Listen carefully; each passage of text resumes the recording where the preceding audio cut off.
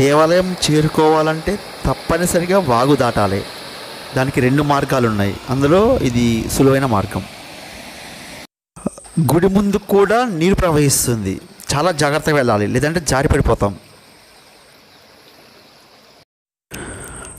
గర్భగుడిలో మనకు గణపతి ఉన్నాడు.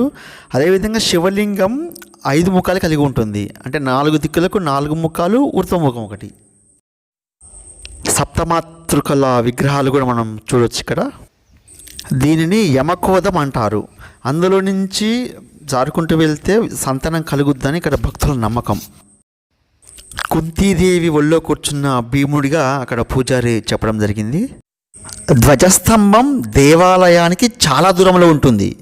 దానికి చాలా బలమైన కారణం ఉంది. పాండవులు ఇక్కడ వ్యవసాయం చేసినట్లుగా ఆనవాళ్ళు కలవు. ఇంత పెద్ద బండరాయిని పైకి లేపి ఎలా వాళ్ళు రాళ్ళని అమర్చారు? పెద్ద బండరాయికి కింది నుంచి పైకి హోల్స్ ఎందుకున్నాయి? ఇంత పెద్ద గుండు కింద పడకుండా బ్యాలెన్సింగ్గా ఎలా అమర్చగలిగారు? ఇలాంటి వింతలు ఇక్కడ చాలా ఉన్నాయి.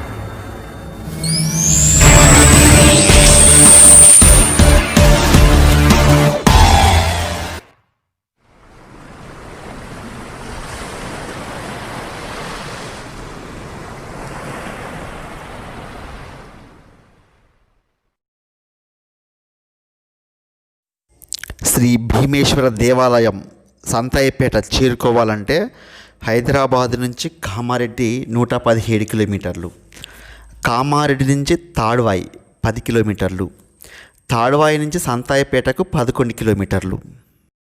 సంతాయిపేట దాటిన తర్వాత ఇంకొక 2 కిలోమీటర్ల వరకు లోనికి వెళ్ళిపోవాలి. మొత్తము అడవి. అక్కడి నుంచి అవతల గ్రామాలు కూడా ఏముండవు, ఈ యొక్క దేవాలయం మాత్రమే ఉంటుంది. మనం దేవాలయం దగ్గర చేరుకున్నాం. ఈ దేవాలయం చేరుకోవాలంటే ఒక వాగు ఉంటుంది, అది ఎప్పటికీ ప్రవహిస్తూనే ఉంటుంది. ఆ వాగు దాటితేనే గుడిలోకి వెళ్తాం. బాగా వర్షాలు కనుక పడి వాగు కనుక బాగా పారిందనుకోండి, ఇక దేవాలయం వెళ్ళడం కుదరదిక.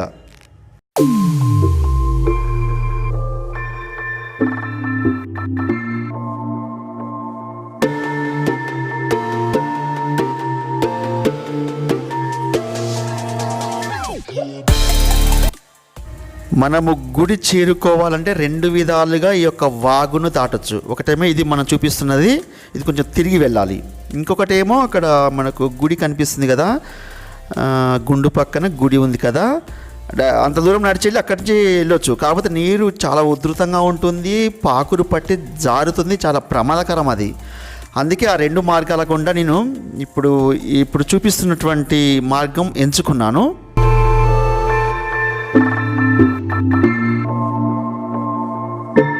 మీకు 2వ మార్గం కూడా చూపించి మనం మొదటి మార్గం కూడా బయలుదేరదాం. ఇది 2వ మార్గం. ఈ విధంగా నీళ్లు ప్రవహిస్తుంటాయి, పాకురు ఉంది, కొంచెం చాలా ప్రమాదకరం. అక్కడ ఆల్రెడీ తెలిసిన వాళ్ళు ఎవరైనా ఉంటే వాళ్ళతో వెళ్ళొచ్చు. నేను రిటర్న్లో వచ్చినప్పుడు మాత్రం అక్కడి నుంచి వచ్చాను. సరే, ఇప్పుడు బయలుదేరడం మాత్రం సేఫ్గా ఉన్నటువంటి ఇక్కడి నుంచి వెళ్దాం. మీ అందరికీ విజ్ఞప్తి ఏంటంటే చివరి వరకు వీడియో చూడండి. చాలా ఆసక్తికరమైన విషయాలు ఉన్నాయి, ఎన్నో మిస్టరీస్. ఎంత చూసినా ఎంత చెప్పినా తక్కువే. ఇంకా చేయదలుచుకుంటే ఇంకొక గంట సేపైన వీడియో అవుతుంది. కొన్ని సెలెక్ట్ చేసి ఇంపార్టెంట్ అని మాత్రమే చేసి వీడియో చేస్తేనే దగ్గర 21 నిమిషాలు అయింది. కాబట్టి జాగ్రత్తగా చివరి వరకు చూడండి. మీకు గనక ట్రెక్కింగ్ గనక ఇష్టపడే వాళ్ళుంటే ఖచ్చితంగా ఈ ప్రదేశాన్ని సందర్శించండి. మీరు ఉదయం వచ్చారంటే చూస్తుండగానే సాయంత్రం అయిపోతుంది. తిరుగుదానికి మొత్తం అడవి. మనం అదంతా దాటుకుంటూ యువతలేపు చేరుకున్నాము. ఇక్కడి నుంచి తిరిగి మళ్ళీ మనం గుడికి వెళ్తాము. ఇక్కడ రకరకాల ఆకృతులు ఉన్నటువంటి పెద్ద పెద్ద బండరాళ్ళు, రాకాసి బండరాళ్ళు అవన్నీ చక్కగా పేర్చారు. అసలు కొన్ని చూస్తే మనకి ఎంత ఆశ్చర్యం అవుతుందంటే, అసలు పెద్ద పెద్ద గుండ్లను చిన్న చిన్న గుండ్ల సపోర్ట్ తోటి అట్లా అమర్చారు. ఒక దగ్గర అయితే పెద్ద గుండును 2 భాగాలుగా విడగొట్టారు. అది అసలు ఎలా సాధ్యమైందో మనం ముందు ముందు చూస్తాం. ఆ వాగు 2 పాయలుగా విడిపోయి గుడి వెనకాలనేమో పెద్ద వాగు, దాని యొక్క చిన్న పాయ గుడి ముందు నుంచి వెళ్తుంది. మన గుడిలో కూడా డైరెక్ట్గా వెళ్తే జారిపడతాం అక్కడ. దాని గురించి ఇక్కడ రామ లక్ష్మణ హనుమంతుని గుడి ఉంది. ఇక్కడ నుంచి ఎక్కి అటు వెళ్తాం.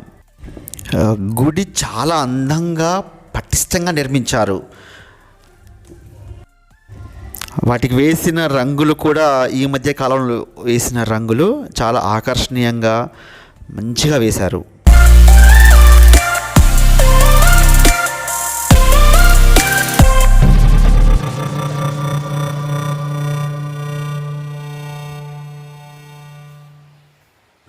ఆలయంలోకి వెళ్ళగానే మనకు ఒక పెద్ద నంది ఉంటుంది, దాని ముందు చిన్న నంది ఉంటుంది. ఇది ప్రతి సంవత్సరము పెరుగుతుందని అక్కడ వాళ్ళు చెప్తున్నారు. అక్కడ ఉన్న పూజారి కూడా వాళ్ళ తాతల కాలం నుంచి చూసినప్పుడు ఇప్పటికి పెరిగిందని అంటున్నాడు. చూడండి పైన ఎంత ఆకర్షణీయంగా ఉన్నాయో ఈ స్తంభాలు కానీ కట్టడం కానీ. మనకు కప్పు పై భాగంలో అన్ని అవి చక్రాలు ఉన్నాయట, అంటే యంత్రాలు ఉన్నాయట. యంత్రాలతో నిర్మించినటువంటి విధానం మనం ఇక్కడ చూడవచ్చు. మంచిగా అందంగా నిర్మించారు. ఇవి పైకప్పులో 3 వరుసల్లో 3 ఉన్నాయి, అంటే మొత్తం 9 ఉన్నాయి.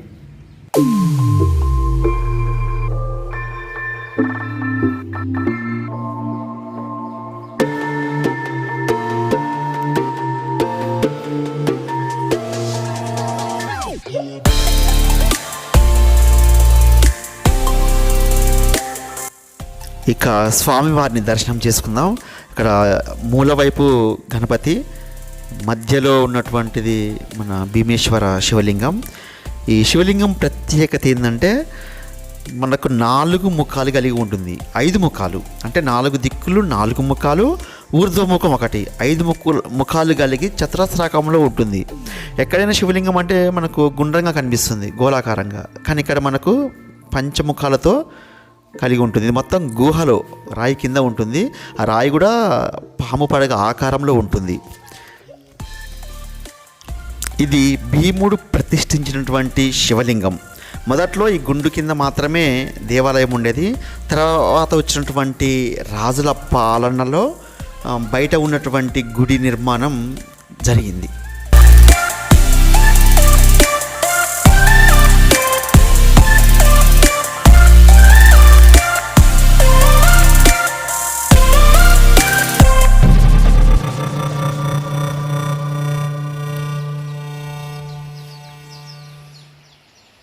మనం గుడి నుంచి బయటికి రాగానే అక్కడ కుడివైపున అమ్మవారి గుడి ఉంటుంది.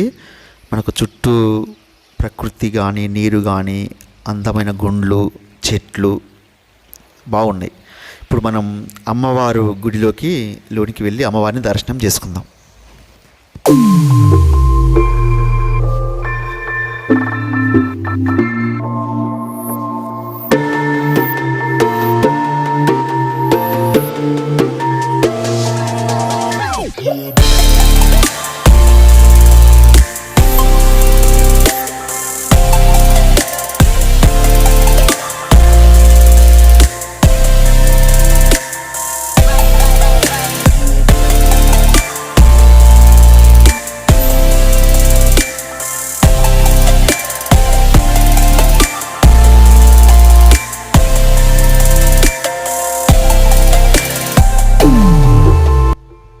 ఈ ఆలయం యొక్క ఇంకొక ప్రత్యేకత యమకోదం.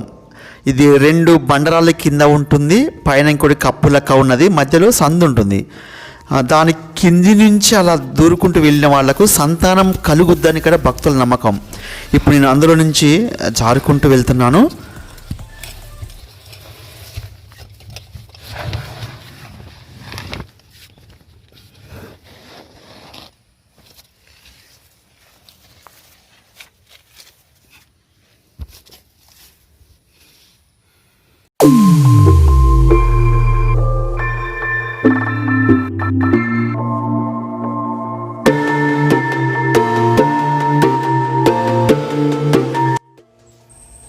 మనము చూడబోయేది మైండ్ బ్లోయింగ్ అండి.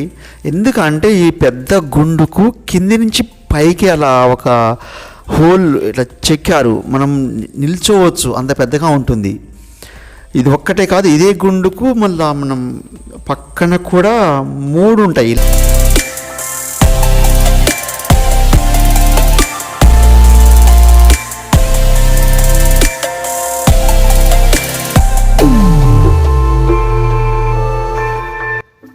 అదే గుండుకు యువతల వైపు అలాంటి హోల్స్ 3 ఉంటాయి.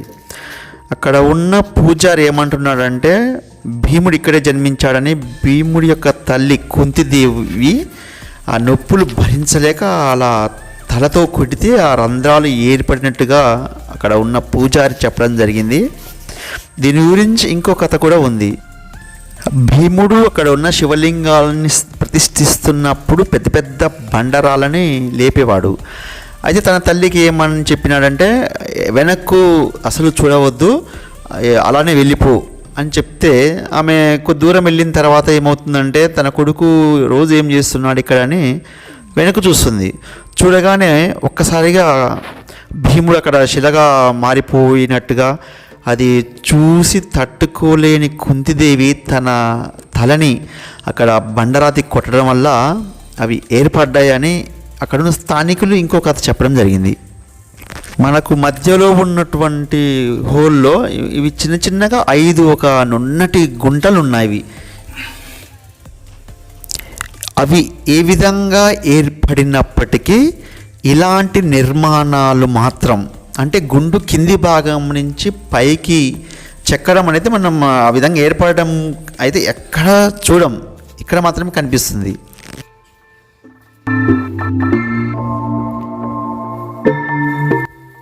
ఆ గుండు కింది నుంచి బయటికి రాగానే మనకు ఈ శివలింగం కనిపిస్తుంది. అయ్యగారు ఏమంటున్నారంటే అది పరిపూర్ణంగా కాలేకపోవడం వల్ల దాన్ని అలా వదిలేశారు అని చెప్పడం జరిగింది. చాలా పెద్ద శివలింగం ఇది, పానపట్నం అని చెప్పేసి అన్నాడు.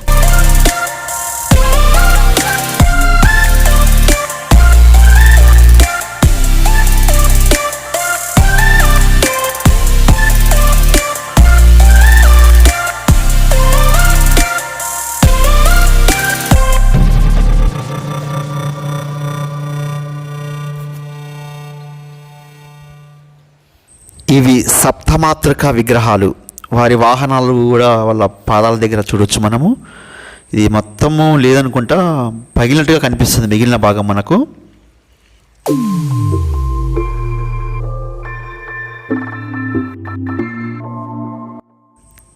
ఇక్కడ పాండవులు వ్యవసాయం చేశారు అందానికి ఈ శిల్పాలు మనకు రుజువులు.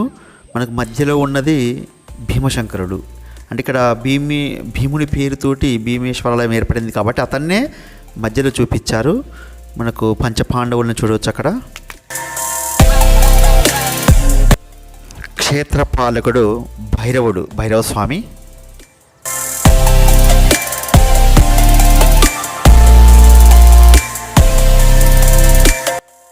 ఇక్కడ కనిపిస్తున్న గణేశుని విగ్రహం దాదాపుగా 2000 ఏళ్ల క్రితంది.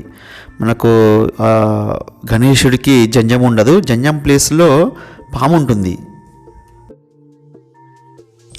దేవాలయం పక్కనే కుంతీదేవి ఒళ్ళో పడుకున్నటువంటి భీముడిని మనం చూడవచ్చు, నాగదేవతను చూడవచ్చు.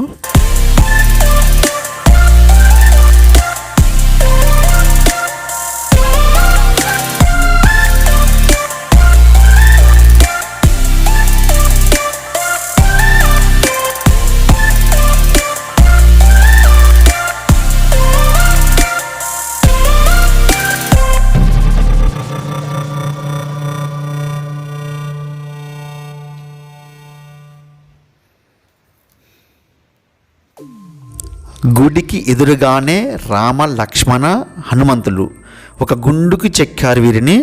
ఆ గుండు కూడా చాలా పెద్దగా ఉంటుంది, మధ్యలో పగిలి ఉంది. ఈ చివరి నుంచి ఆ చివరికి మధ్యలో సందున్నది. ఒకసారి యువతల వైపు నుంచి చూసి మళ్ళీ ఒకసారి అటువైపు నుండి కూడా చూద్దాం.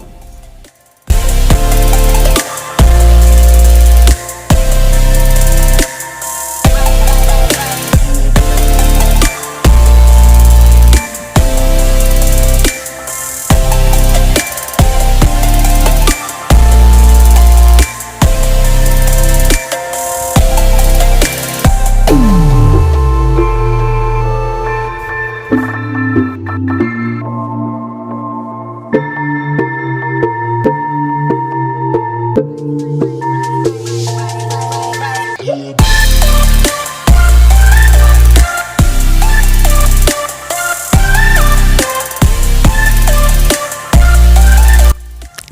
భీముడి తండ్రి యొక్క గుడి అని అక్కడ స్థానికులు చెప్తున్నారు. మనము అంటే గుడికి వెళ్ళడం కంటే ముందే వాగు యువతల్లోనే ఉంటుంది. ఇది గుడికి వెళ్ళడానికి ఇంకొక మార్గం ఉంది కదా, ప్రమాదకరం అని చెప్పేసి అనుకున్నాం. అక్కడి నుంచి కూడా వెళ్ళే ప్రయత్నం చేశాను. ముందు వెళ్ళే అతను నాకు హెల్ప్ చేశాడు. అతను వెళ్తుంటే అతని వెనకాల నేను వెళ్ళాను.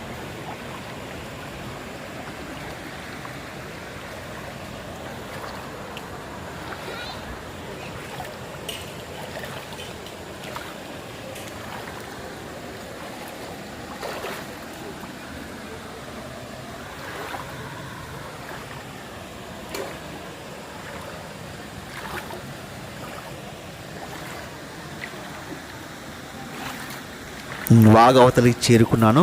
ఇప్పుడు నేను వచ్చింది అవతలి ఒడ్డు నుంచి యువతలకు వచ్చాను. కొంచెం జారుతూనే ఉంది, కొంచెం ప్రమాదకరంగానే ఉన్నది. సరే సరే. ఇది వాగు యువతలకి అంటే గుడి వైపు చేరుకున్నాక దృశ్యము చాలా అందంగా ఉంటుంది. ఇక్కడ మనకు నాగదేవతని చూడొచ్చు.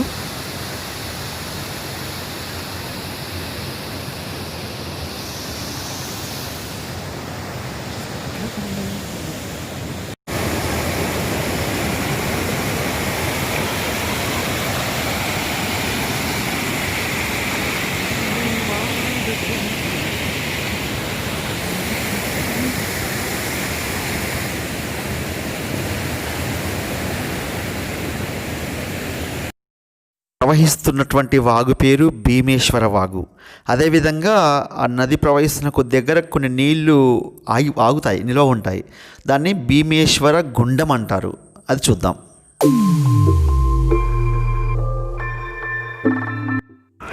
ఇదే భీమగుండం. మనం కాసేపట్లో ఇక్కడ ఎంతో ఆకర్షణీయంగా ఆశ్చర్యాన్ని కలిగించేటటువంటి రకరకాల ఆకారాలు ఉన్నటువంటి బండరాలను చూడబోతున్నాము. అవి చూస్తే మనకు అసలు మైండ్ బ్లోయింగ్ అయిపోతుంది. అసలు ఎలా అవి అమర్చారు అనేది మనకు ఖచ్చితంగా ఒక మిస్టరీలా కనిపిస్తుంది. చూద్దాం. ఇంత పెద్ద బండరాయి ఎలా బ్యాలెన్సింగ్గా ఆగింది మీకు చుట్టూ చూపిస్తాను, చూడండి.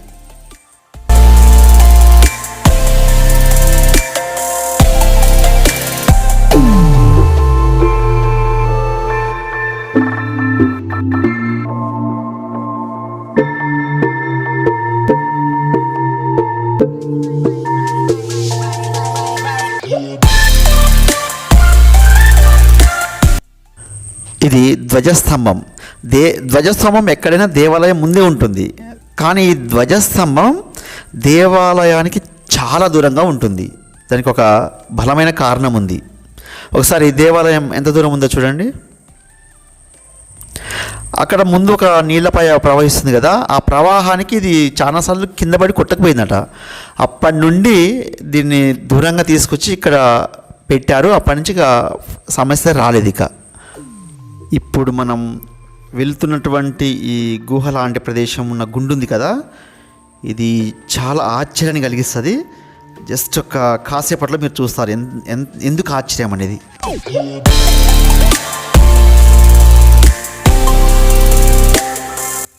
ఈ గుండు కింద ఉన్న ఖాళీ ప్రదేశం నుంచి వీడియో తీస్తున్నాను. మనకు దేవాలయం కనిపిస్తుంది. దాన్ని ఎలా అమర్చారు పక్కన చూడండి, 2 పెద్ద పెద్ద రాళ్ళను పెట్టారు. ఈ గుండు ఆకారం చూస్తే మీకు అర్థమవుతుంది ఆ 2 రాళ్ళు ఎలా పెట్టగలిగారు, దాన్ని ఎలా పైకి లేపగలిగారు. ఇక్కడ కూడా అమర్చినటువంటి రాయ ఇది. ఎలా లేపి ఎలా పెట్టగలిగారు అంటే ఆ రోజుల్లో టెక్నాలజీ, అద్భుతమైన టెక్నాలజీ ఉన్నట్టే కదా.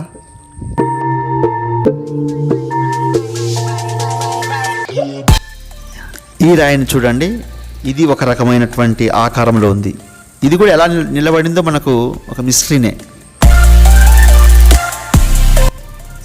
చాలా ఆసక్తికరమైన ఆకారాల్లో ఉన్నటువంటి రాళ్ళను చూడండి.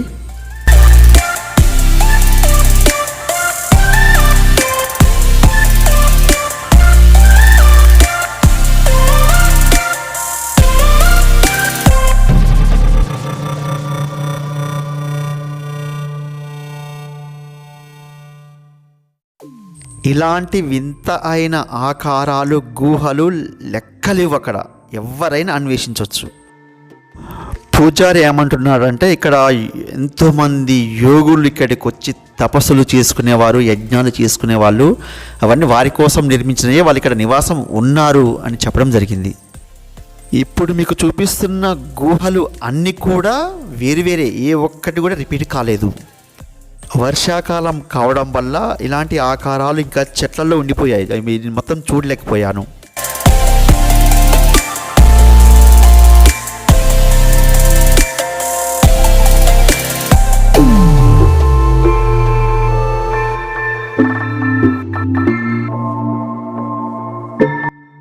ఈ చిన్న గుండుని తీసేస్తే పైన ఉన్న పెద్ద బండరాయి కింద పడిపోతుంది. దాని కింద గుహ ఉంది. అంత పెద్ద బండరాయిని పైకి లేపి ఎలా పెట్టగలిగారు? ఇంత పెద్ద బండరాయిని 2 భాగాలు చేశారు. ఎలా చేయగలిగారు? 2 భాగాలు చేయడమే కాదు, వాటిని కొంచెం దూరంగా జరపగలిగారు. అది ఎలా సాధ్యం? ఒకసారి ఆలోచించేయండి అందరూ.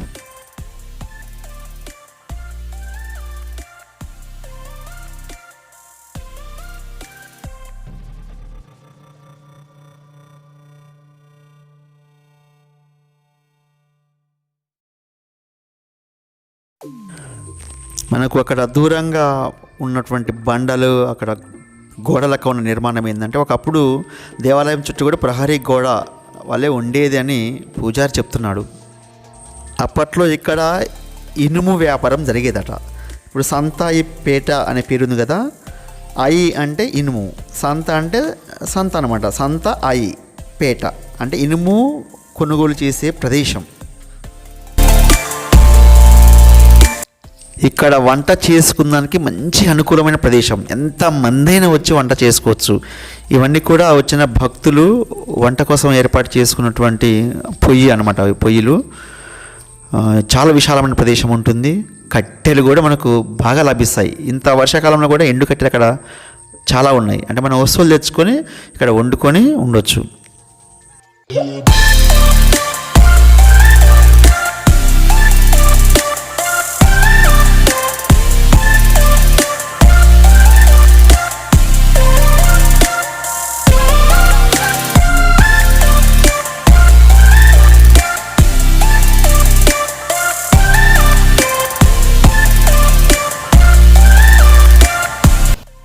ఇక్కడ పాండవులు వ్యవసాయం చేసినట్టుగా కొన్ని చిత్రాలు కూడా ఉన్నాయి గుట్ట మీద. అయితే అవి కొన్ని మొత్తం మట్టిలో పోయాయి, కొన్ని మాత్రం మనకు ఇక్కడ కనిపిస్తున్నాయి చిత్రాలు. దేవాలయం నుంచి తిరిగి వెళ్ళేటప్పుడు ఈ మార్గం ఎంచుకున్న మళ్ళీ నేను జాగ్రత్తగా అవతలకి వెళ్తానా, జారి పడతానా చూస్తూ ఉండండి. ఈసారి ఒంటరిగా వెళ్తున్నా, ఎవరి తోడు లేకుండా.